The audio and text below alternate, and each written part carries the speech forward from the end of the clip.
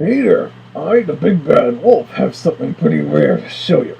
It's not a Free Little Pigs collectible, and it's not a record, but it's still something worth sharing, something that doesn't get us much merchandise.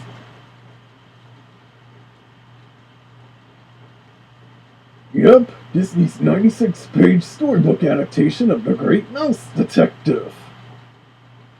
Quick rundown.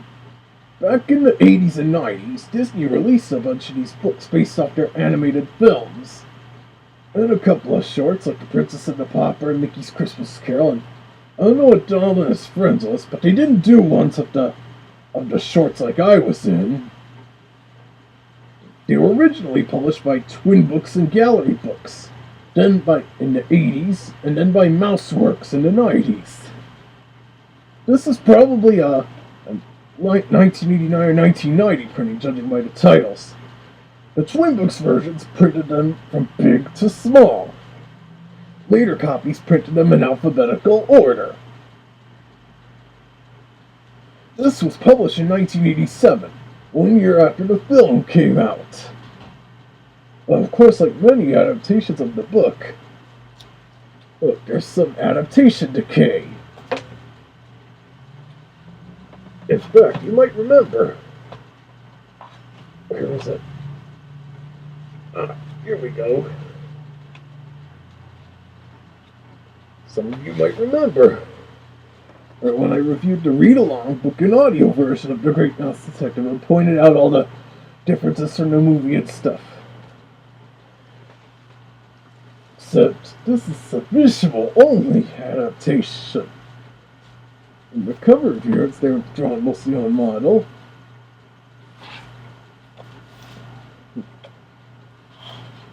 And paper artwork that was used in all the 80s releases. Look at him. I don't know, this was probably done in the early or mid-80s or something. You even got Scrooge McDuck there. Dumbo and his Nugget. There's Bianca and Bernard, Todd, my friend Robin Hood. Quite a few familiar faces. Got a nice drawing of Basil here. This is on model, but wait till you see some of the other illustrations in this. Starts right off introducing us to Dr. David Q. Dawson, like in the movie where they introduced him after the title sequence. In fact, here's something weird, like, let's see, it mentions here her 50th year of her reign. Interesting. In the movie they said it was 60th, but that's because she was 60 years old by then. And mentions Dr. Dawson. You travel all the way from India? That's not right. In the movie they said he came from Afghanistan. Just like the read-along saying he came from India. But this is the 1987 printing. I remember the early 90s reprint from Mouseworks changed it to Afghanistan.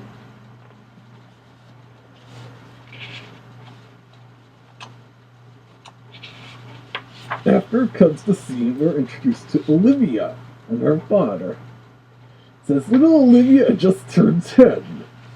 Didn't think she was 10. They never said her age in the movie.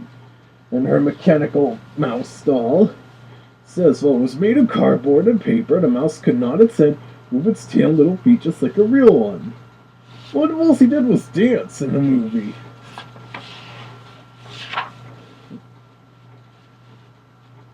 And here's the famous scene where Fidget invades their shop. No creepy face like in the movie with his evil little peekaboo act.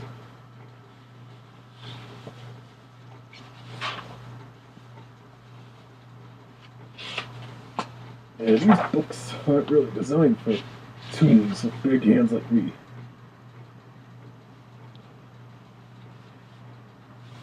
Here it says that he said, "Let me off, please," to the cab driver. He didn't say anything. Besides, the cab driver would be like, "Who was that?" He just got off when a human got off the cab in the movie. And he wasn't dressed that way either.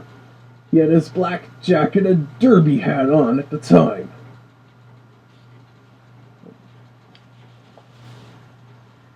It says somebody had told him that not too far from there he could rent a room.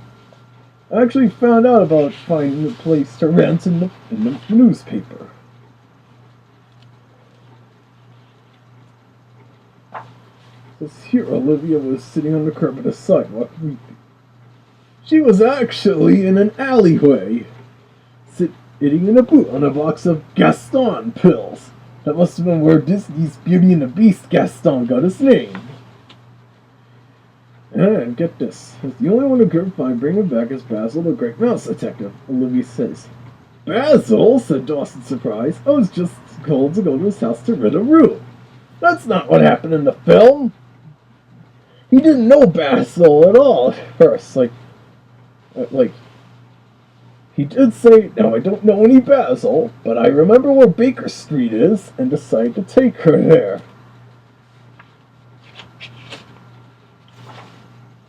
It says Basil's house stood high on a hill in a very nice neighborhood.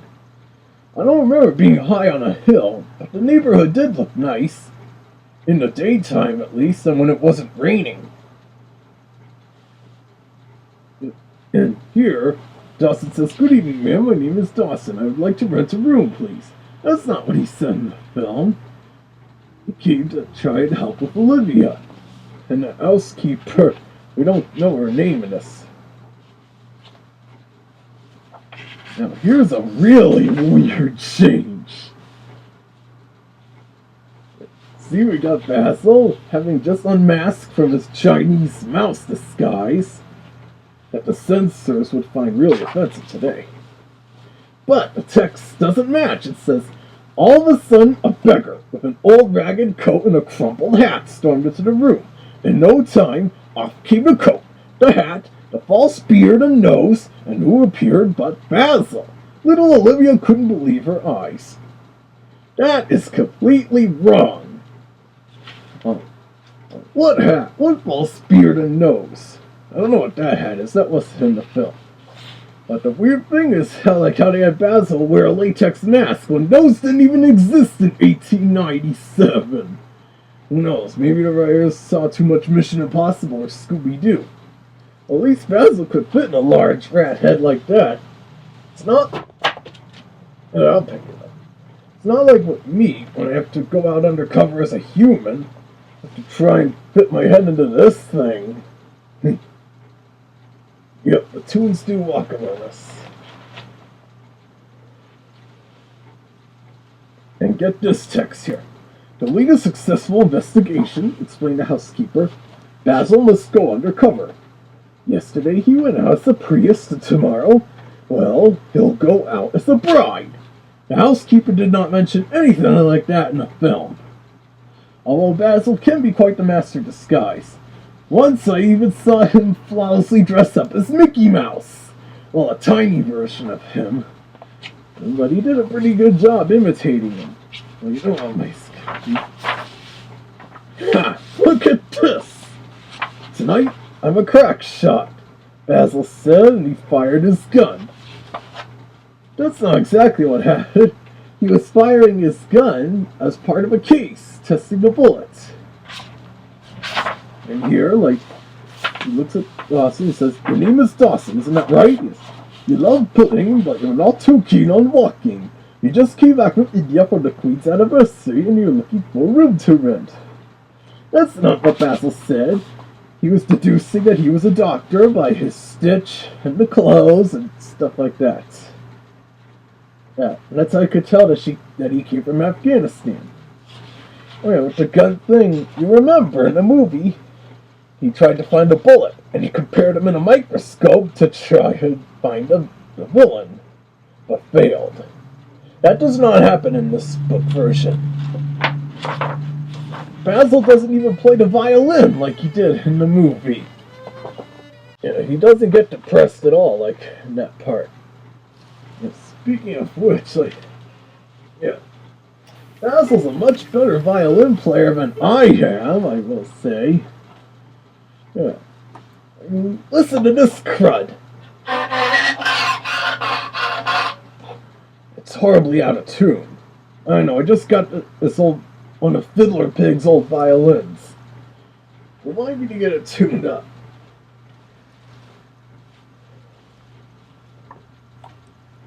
Alright. And then, with that method, you think you could find the ugly bat that took away my daddy? Asked Olivia, referring to Basil's elementary. And then Basil immediately wanted to describe him. Olivia's like, he had big bulging eyes and a wooden leg. In the movie, they called it a peg leg, not a wooden leg. There was no doubt whatever, Olivia, that the bat in question is Fidget. It says, he sat down in his armchair and lit his pipe. What pipe? He doesn't have one in this illustration. And besides, when he was describing it, he used his violin. He pointed to the picture dramatic effect of his bow like this. Yeah. This Dragon believes he should be king, but he is only a rascal. They kind of dumbed it down a little. He doesn't use those fancy big words. Saying that, like, no evil scheme he wouldn't concoct, no depravity he wouldn't commit, yada yada yada. Here's Radigan now. He's colored kind of strangely. In the real movie, he really has yellow eyes, not white ones. This looks like it's traced off a scene from the film, actually. If you compare it to the actual bit. They just changed the color, so like the lizard here. He was voiced by Wayne Allwine in the movie. The third voice of Mickey Mouse. And here Radiant's telling the master plan. He says, I have decided to kidnap her. We need a king to rule the mice, not a queen, and that king is me. Now it's not exactly... He didn't really go into details on how they would do in the queen and stuff. Of course, they don't sing. And then Radigan wants more cheers. So, to show he's the boss, he grabs the poor mouse out of the crowd and has Felicia eat it. That's not what the mouse that got eaten looked like. Bartholomew, the poor little drunk mouse that met his demise, looked differently from that. And he was really intoxicated. And then he's like, now you know the king is here, Radigan said, striking his chest once more. At a point, all the other henchmen were too terrified to cheer, and they continued the song rather reluctantly, too. Then after that comes Radigan threatening Mr. Flaversham like that. Of course, yeah, Mr. Flaversham, with a voice that the dead ringer for Uncle Scrooge is, of course, thanks to Alan Young. As you remember, the robot he's working on looked a little different from that. The original script from the movie called for the scene to come after the World's Greatest Criminal Minds song.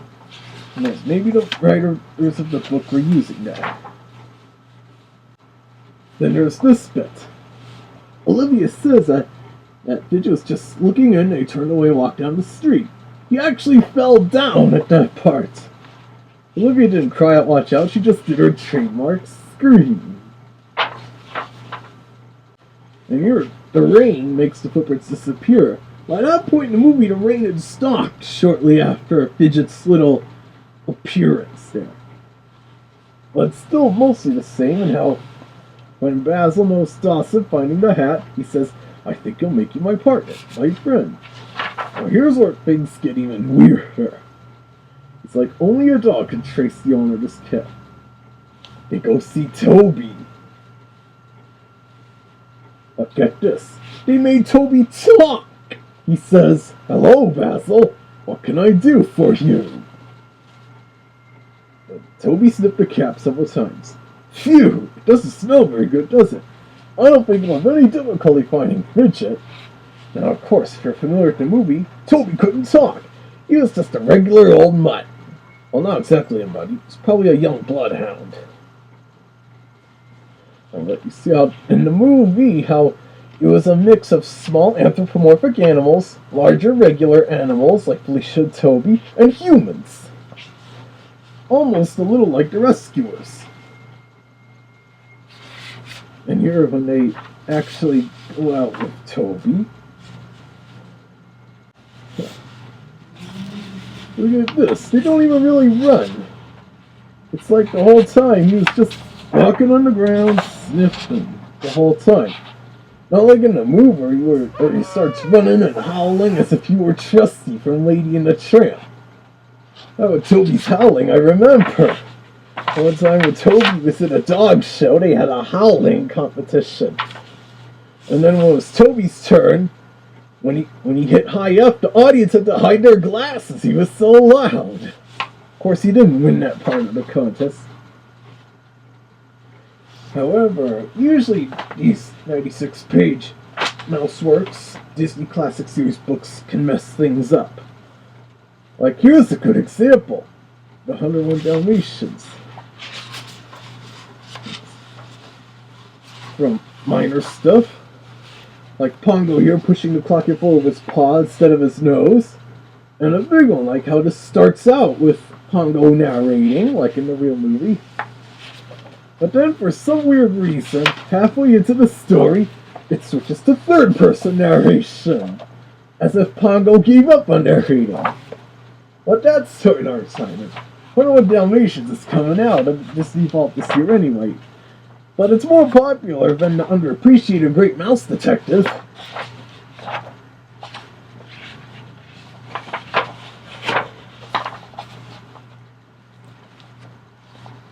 Oh, this looks like it's traced right out of the movie. Pretty good.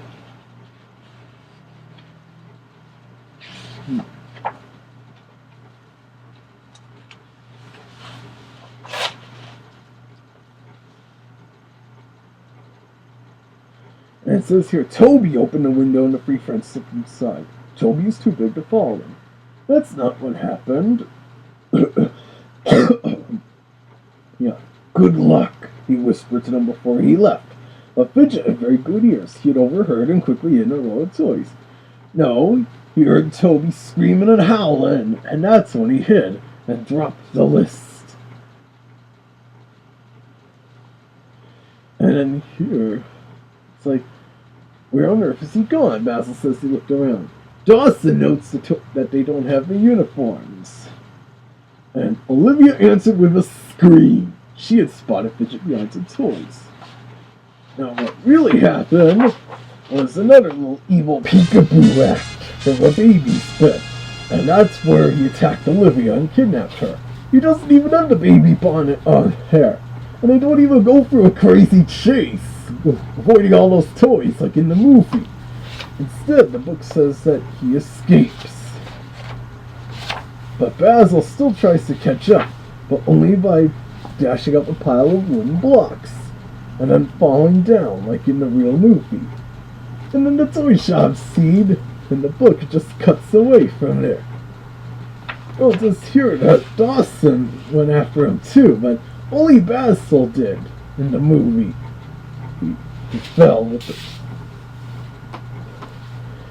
Now this is mostly the same, although Basil's color is still off. The text in this page describes about Basil having found a list in the toy shop.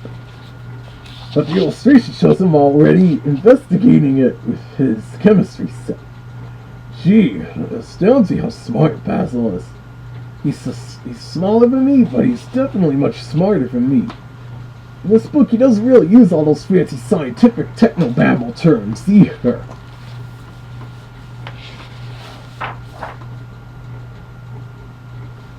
See, and here's...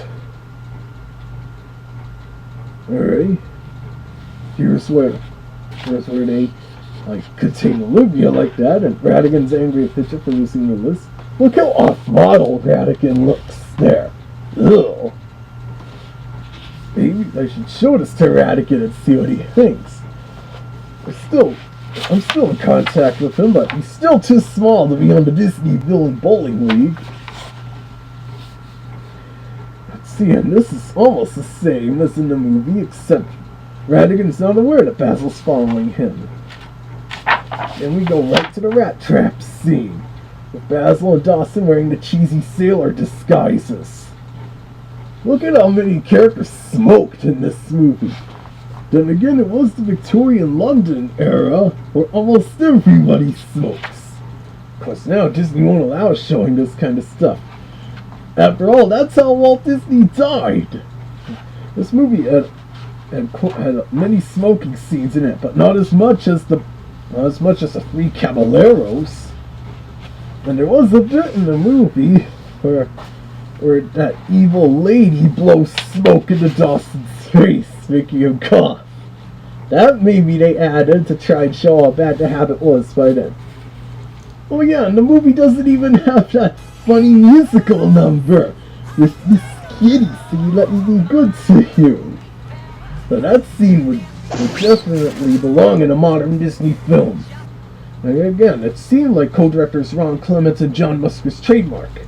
Instead, the sailors are singing a very catchy tune, and Dawson, a little tipsy, wanted to join him. And then that's when the big riot breaks out. In the movie, he was intoxicated by the drug beer. Now Dawson was like oblivious, while Basil was able to tell that the drinks had been tampered with by simply taking a sip like...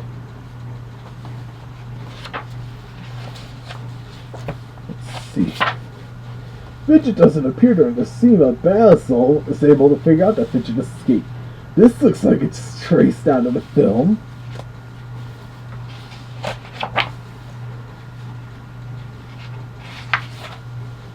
So does this.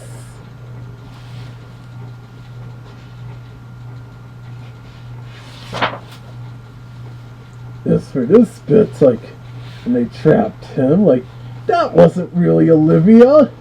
That was really Fidget, disguised as her, as you remember in the movie. And they had the big surprise welcome Basil thing too, but that doesn't happen here. In this next illustration, Radigan looks really on model in this. Look at Basil. He looks like he was drugged for once. Who knows, maybe he put too much opium in his pipe or something. After all, Sherlock Holmes did the stuff.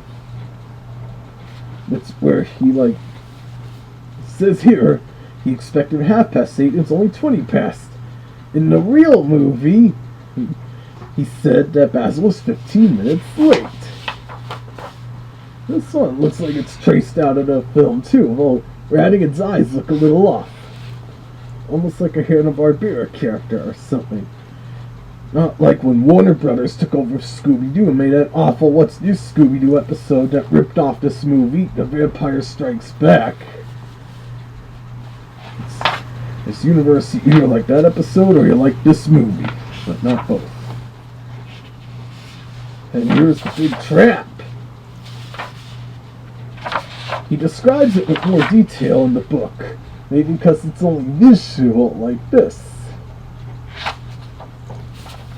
And it's like he saves the gun for last, and he doesn't even mention the camera. And the part of the record player, it sees with an evil gleam in his eye, he added, "By the way, Basil, do you recognize this tune? It's the Executioner's Tango. Enjoy." That's not what he played in the film. He played his own song, Goodbye So Soon. Well, there isn't really an Executioner's Tango anyway, so they probably just came up with it. Let's see. And Queen Austria received an enormous gift from Radigan. Look at that. Yep, the robot queen. It says here, the kings and queens have had small and large statues of themselves, but never have I heard of a moving statue. How delightful. At first, she's interested in it instead of terrified by it. But then when she finds out it was Radigan, here it's kind of the same.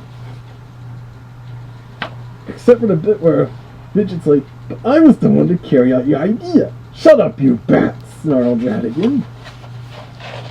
Basil doesn't go into a depression while in the trap either, really. When it goes back to the chamber, he suddenly gets the idea to... He comes with it too, instead of hearing Dawson's "set it off now" line. It's going to the same. Let's see.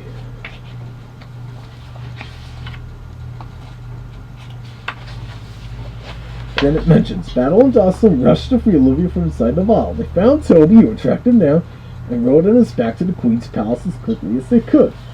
And this is what happens then. We don't find out what happened to Toby and Felicia. Unlike in the movie, where they were chasing her quite a while, making all that noise. And then Felicia was mauled by the royal guard dogs. Maybe the image she died by the bells of doom at that point. But back to this. Now here's where the meeting from the Robot Queen begins.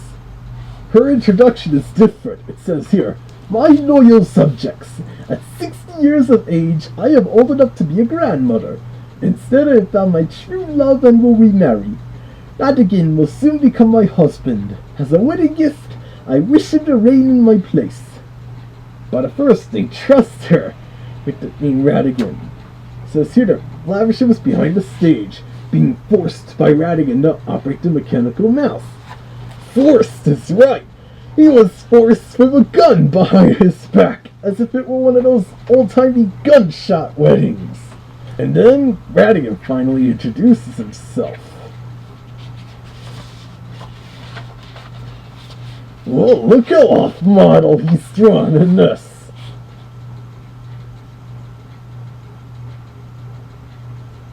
He made him look like a Don Bluth character or something. And it says here, he was waiting for their applause, but they had recognized him and shrunk back in terror. They knew that the chosen husband of their queen would not address them kindly. They were right. "I, Radigan I," he shouted, "King of the Mice, hereby declares slavery restored, a tax raise of 100%, and all immediate execution of all prisoners, to free the prison for more offenders." And then he says, "Let me add, you peons, that I am the most handsome, intelligent, and supreme being of this kingdom. You, by comparison, are a bunch of idiots, morons, and fools." He didn't exactly say that. The reprint of this, I remember, he did change that part a bit to make him say the heavy tax for the elderly, the infirm, and especially little children, blah blah blah. And then just as Radigan finished his cruel speech, Basil, Dawson, Flaversham, and Olivia ran out onto the stage. "Listen, everyone," Basil shouted, "Radigan is imposter." With one swift kick, the mechanical mouse fell to pieces. That's not what happened in the film. Basil took control of the Robot Queen, and it fell apart from him controlling it, so all that was left were the eyes and the mouth on the screens. The crowd was furious. "This fat rat's a liar. Let's get rid of him." Although it describes the being on the stage, the illustration, it did take place there in the movie. It wasn't outside. And then Radigan gets on his dirigible, as they called his thing in the movie, although I don't know what the blimp was filled with. Maybe hydrogen gas, I don't know. And it says, and look, Dawson's back in his original clothes. In the movie, he was still wearing part of his sailor outfit. So here, Basil's already hard at work, building a second dirigible. Out of wooden planks, the children's balloons, and the Queen's flag. In the real movie, the gondola part of his balloon was made out of a matchbox. In no time, they were flying up into the sky in pursuit of Radigan. Let's see. Here's our things. They're still a little strange. And then Basil says out loud how he's got to catch up into the basket. But he already jumps. And then that's like the last shot of Fidget we see. After that, he just disappears. A lot of adaptations do that to Fidget. Like in the real movie where he was literally thrown from the Zeppelin. And he couldn't fly, so he just fell to the Thames River. I heard he survived that, though, because he then returned in like a comic story from the last issue of Disney Adventures. And here, Dawson Flaversham shout, "Watch out! The clock tower!" Not once in this book do they refer to the clock as Big Ben. So as it crashed into the clock tower, Radigan let go of Olivia and she fell to the clockworks. Or in the movie, they were done with with early computer animation, and it looked pretty good. We're near an home stretch here, folks. It says here, grabbing hold of a rope, Basil swung to Olivia's phone. Basil didn't ride on a rope in the movie. He rode on a chain. Let's see. And then little Olivia was finally safe in her father's arms. But then look at how they did the fight scene on the clock tower for his face. Look at that. Radigan still looks like his normal self, and Basil still got his hat on and his clothes are torn up here. You know, it says the force of a wild tiger, or it doesn't mention that Radigan went nuts like in the movie. When he finally snapped and he was running around in a rage looking all freaky and like a real rat. He was even running like a horse at one part. That looked pretty funny. And here, Basil comes up with a plan to trick Radigan. Says he moved back on the clock's big hand, hoping Radigan would follow him there. And sure enough, according to the book, the clock strikes the hour. And while Basil holds on tight to the clock hand, just as he was expected, the book says Radigan was taken by surprise. The ugly rat lost his balance and catapulted off the clock hand into the void. "You better say your prayers quickly," shouted Basil. He then leaped off the tower into the dirigible and joined his friends. That wasn't what happened in the film. Sure, Radigan did fall off as it struck the hour, but Basil fell too. And then he propelled back up with the propeller scene. Which we got that old Disney trope where it looks like the hero is long dead, but he or she turns out to be alive and okay. Man, that's a cliche Disney seems to enjoy. Oh yeah, and then it mentions Queen Mouse Toya thanking him, like, "You saved my country and me from a most horrible and cruel rat. Thank you." It doesn't mention an Olivia leaving there. It's actually a picture instead of a newspaper clipping. And then Basil says, "How would you like to become my associate, Dawson?" he said, holding out his hand. "I was hoping you would ask me," Dawson replied. In the movie, he just says it like, "Allow me to introduce my associate, Dr. Dawson," and then, "Isn't that right, Doctor?" Which was the way he asked. But as for the reunion of Olivia and her father, Mr. Flaversham, that's represented on the final page here. No text on the final page on this version. Same with the early 90s favorite. And Mr. Flaversham does look a little off-model here. I remember the early 90s reprint did make a few minor modifications to the text. Like, it's saying Fidget had very good ears, he overheard Toby instead of he overheard them. Maybe that was supposed to mention him hearing Toby's howling or something. And then the disguise scene, as I mentioned, Basil's realistic disguise, the text was corrected in the early 90s reprint to all of a sudden a figure in a red robe stormed into the room, and in no time off came a mask. And hope you enjoyed this review. It's just something to hold you all over. And plus, I know I should have done this in the summer 2016 when the film would celebrate its 30th anniversary, but I'll have something else planned for then. In the meantime, I've got to get this violin tuned, and then the other video has to be finished, that YouTube poop, and any other interesting surprises that'll be in store for you all on this channel.